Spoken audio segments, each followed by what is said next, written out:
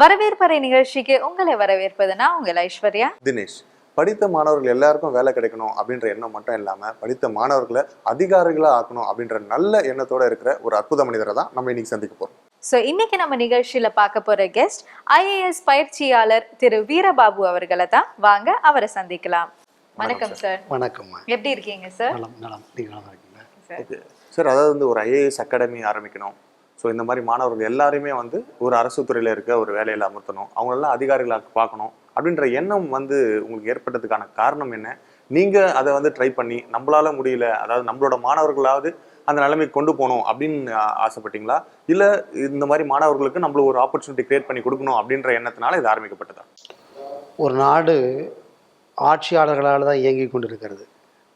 அப்படிப்பட்ட அதிகாரம் இருக்கக்கூடிய ஆட்சியாளர்களில் இந்த நாட்டினுடைய முதுகெலும்பு கிராமம் என்று மகாத்மா காந்தியால் அழைக்கப்படுகிறது. அப்படிப்பட்ட கிராமப்புறத்திலிருந்து வரக்கூடிய மாணவர்கள் ஆட்சி அதிகாரத்துக்கு வந்தால் அந்த நாட்டை இன்னும் வேகமாக இயக்க முடியும்.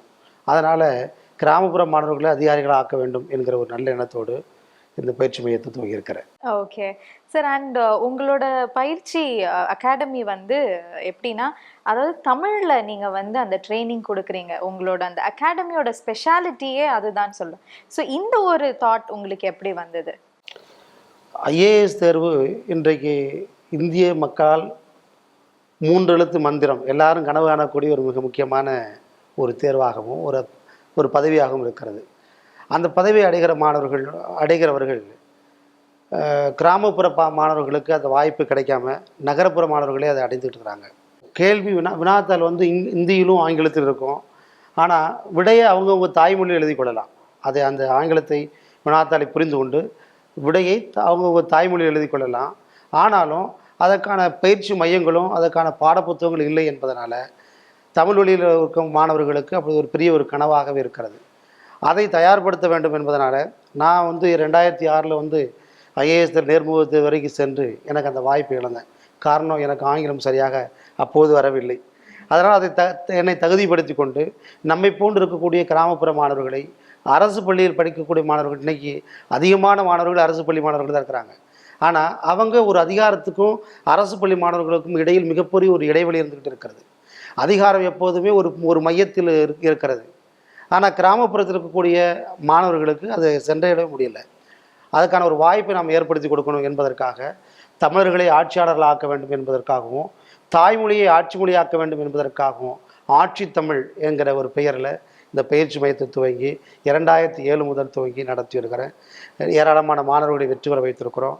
தொடர்ந்து அந்த பயிற்சி வகுப்புகளை, முக்கியமான நோக்கம் அரசு பள்ளி மாணவர்களை அதிகாரிகளாக்குவது தான் இந்த பயிற்சி நோக்கம். ஓகே, உங்களோட எண்ணம் ஒரு அற்புதமான எண்ணம் அப்படின்னு சொல்லலாம் சார். ஏன்னா தமிழை ஆட்சி மொழியாக ஆக்கணும்னு சொல்றதே நம்ம கேட்கறதுக்கு ரொம்ப சந்தோஷம். இது எப்போ ஆகாது அப்படின்ற எண்ணம் தான் நம்மளுக்கு இருக்கு. எப்போ ஆயிடும் அப்படின்ற அந்த ஏக்கம் எங்களுக்கு இருந்துகிட்டே தான் இருக்குது.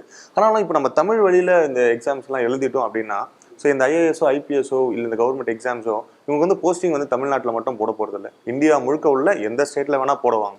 ஸோ அப்படின்னும் போது நம்மளோட அந்த ஆங்கில தகுதியை நம்ம வளர்த்துக்கல அப்படின்னா அங்கே போய் அவங்க சர்வே பண்ண எப்படி சர்வே பண்ண முடியும்? இல்லை அவங்க ஒரு ஆர்டரே பாஸ் பண்ணுறாங்க, இல்லை மற்றவங்களுக்கு விஷயங்கள் கன்வே பண்ணுறாங்க அப்படின்னா அதுக்கு நம்மளே அவங்கள இங்கிலீஷ் கற்றுக்க வைக்காம தடை போடுற மாதிரி இல்லையா இந்த மாதிரியான முயற்சி? தமிழ் வழியில் பயிற்சி என்பதனால ஆங்கிலத்தை படிக்கக்கூடாது என்றில்லை. கேள்வி ஆங்கிலத்து இந்தியில் மட்டும்தான் இருக்கும். அதனால் அது படித்து புரிந்து கொள்கிற அளவிற்காவது ஆங்கில அறிவு தேவை. அப்படி இருந்தால் தான் அந்த தேர்வை வெற்றி பெற முடியும். ஆனால் ஒரு IAS போன்ற மிக முக்கியமான முடிவெடுக்கக்கூடிய ஒரு தேர்வுக்கு தயாராகிற மாணவர்களுக்கு தங்களுடைய கருத்துக்களை வெளிப்படுத்துவதற்கு தாய்மொழி தான் மிகச்சிறந்த ஒரு வழியாக இருக்க முடியும். இந்த வினாக்கள் பல்வேறு பட்ட வினாக்கள் இருக்கக்கூடிய உணர்ச்சி பூர்வமான வினாக்கள். உதாரணத்துக்கு கும்பகோணத்துடைய குழந்தைகள் எரிக்கப்பட்ட சம்பவத்தை பற்றி கேட்டாங்கன்னா, நம்ம ஆங்கிலத்தை சொல்வதை விட நம்முடைய தாய்மொழியில் உணர்வுபூர்வமாக சொல்வதற்கு தான் சரியாக இருக்கும். அதனால் எழுதுவது தான் தாய்மொழி எழுத வேண்டும் என்று சொல்கிறோமே தவிர ஆங்கிலம் கற்கக்கூடாதுன்னு இல்லை. எல்லா மொழியும் அந்த மட்டும் இல்லாமல் IAS வெற்றி பெற்ற பிறகு அவங்களுக்கு ஓராண்டு பயிற்சி கொடுக்குறாங்க. அங்கே எல்லா இந்தியாவில் இருக்கக்கூடிய அனைத்து மொழிகளையும் கற்றுக்கொள்வதற்கான வாய்ப்பு இருக்குது. அதனால் மொழி என்பது மிக முக்கியமானதல்ல, தன்னுடைய கருத்தை வெளிப்படுத்துவதற்கு தாய்மொழி சிறந்த வழி என்பதனால் நம்ம தமிழ் வழியில் பயிற்சி கொடுக்கலாம் என்று நாம் கருதுகிறோம். இல்லை நம்ம கருத்துரும் நீங்க சொல்றது ஒரு நியாயமான ஒரு விஷயம் சார். ஏன்னா தமிழ்னும் போது நம்ம மொழியில நம்ம உணர்ச்சியை நம்ம கொடுக்க முடியும், உணர்வை கொடுக்க முடியும்ன்ற ஒரு விஷயங்கள் இருக்கிறது. அப்படின்னு பார்த்தா நம்ம ஆங்கிலத்திலேயே நமக்கு அந்த கொஸ்டின் பேப்பரே தேவையில்லை சார். ஏன்னா நம்மளோட மொழி ஆங்கிலம் கிடையாது, நம்மளோட நேஷனல் லாங்குவேஜ் வந்து ஹிந்தி. அந்த ஸ்டேட்டுக்கு ஒரு லாங்குவேஜ் இருக்கு. அப்படின்னும் போது ஆங்கிலத்தில் ஏன் வந்து ஒரு கொஸ்டின் பேப்பர் இருக்க வேண்டிய அவசியம் என்னன்னு நீங்க நினைக்கிறீங்க? அப்படி ஒரு அவசியம் இல்லை. ஆங்கிலத்திலும் இந்தியிலும் இருக்க வேண்டிய அவசியம் இல்லை. இல்ல இந்தியில இருக்கிறதுக்கான அவசியங்கள் இருக்கு. ஏன்னா அது நம்மளோட நேஷனல் லாங்குவேஜ். ஓகே, ஆங்கிலம் வந்து பாத்தீங்கன்னா இங்க நம்ம ஆட்சி செஞ்சவங்க விட்டுட்டு போன ஒரு மொழி. சோ ஆங்கிலத்துல ஏன் வந்து அந்த கேள்வித்தாள் இருக்க வேண்டிய அவசியம்? ஆங்கிலத்தை உலக மொழியாக ஏற்றுக்கொள்கிறாங்க. இந்தியாவினுடைய மொழியாக, நம்முடைய தேசிய மொழியாக ஏற்றுக்கொள்கிறோம். அப்படி இல்லாம அவங்கவுங்க இப்ப தமிழ் மொழி வந்து பல்லாண்டுகளுக்கு கல் தோன்றி மண் தோன்றா காலத்தை முன் தோன்றி மூத்தகுடி என்று சொல்லுகிற இந்த மொழியை மிக பழமையான மொழி, மிக வலிமையான மொழி, இன்றைக்கு கணிப்பொறித்த முழுக்கும் பயன்படுகிற ஒரு மொழியாக இருக்கிற இந்த மொழியை, இந்த மொழியில் இருக்கக்கூடிய மிகப்பெரிய மக்களை இவங்க வந்து ஒரு ஐஏஎஸ் போன்ற அதிகாரத்துக்கு அடைவதற்கு ஆங்கிலம் தெரியாத போக முடியாதுங்கிற ஒரு நிலை இருக்கிறது அல்லவா? அதை உடைக்க வேண்டும், அந்த தடையை உடைக்கணும். மட்டும் இல்லாமல் நீங்கள் சொல்வது மாதிரி எல்லா மாநிலத்திலையும் அவங்கவுங்க மாநில மொழியில் இந்த பயிற்சியை கொண்டு வரலாம், தவறில்லை. வினாக்களை நீங்கள் சொல்ல மாதிரி இந்தியிலும் கேட்டுட்டு ஆங்கிலத்தை விட்டுட்டு அவங்கவுங்க மாநில மொழியில் இந்த வினாத்தாள் கொண்டு வந்தால் அதுக்கு விடை எழுதுவதற்கான வாய்ப்புகள் ஏற்படுத்தி கொடுத்தா நிச்சயமாக அது ஒரு நல்ல விஷயம்தான். இந்த மாதிரியான விஷயத்தை அரசாங்கம் முன்னெடுக்கலாம். ஓகே. ஸோ எப்படியும் உங்க அகாடமியில வந்து இப்போ மாணவர்கள் வந்து அந்த கொஸ்டினை ரீட் பண்ற அளவுக்கு அவங்களுக்கு அந்த இங்கிலீஷ் நாலேஜ் இருக்கணும் இல்லையா சார்? அதுக்குண்டான ட்ரைனிங்கை நீங்க கொடுக்குறீங்க. முதல்ல இந்த தேர்வு எழுதுவதற்கான அடிப்படை தகுதி ஏதேனும் ஒரு பட்டப்படிப்பு தான். பட்டப்படிப்பு வரைக்கும் படிக்கிற ஒரு மாணவருக்கு ஆங்கில அறிவு துளியும் இல்லாமல் படிக்க இயலாது. ஆங்கில புலமை தேவையில்லை, ஆங்கில அறிவு போதும். அறிவு என்பது வேறு, புலமை என்பது பேசுகிற ஒரு தொடர்பு கொள்வதற்காகத்தான் மொழி. அப்படினால ஆங்கிலம் மொத்தமே தெரியாமல் இந்த தேர்வுக்கு யாரும் வரப்போகிறது இல்லை. அப்படிங்கிறனால ஆனாலும் நாங்கள் என்ன செய்கிறோம்னா ஆங்கிலத்துக்கான சிறப்பு பயிற்சியும் கொடுக்குறோம்.